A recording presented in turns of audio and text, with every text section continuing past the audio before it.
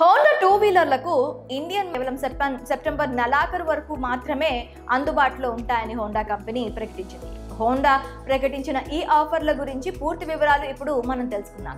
Honda Activa, Honda shine 100 two wheelers కొనే వినియోగదారులకు ప్రతి కొనుగోలుపై 5% క్యాష్ బ్యాక్ ఉంటుంది. అంటే 5,000 రూపాయల దాకా క్యాష్ బ్యాక్ అందిస్తుంది. అలాగే 1 సంవత్సరం పాటు మెయింటెనెన్స్ ప్యాకేజీని కూడా ఫ్రీగా అందిస్తుంది.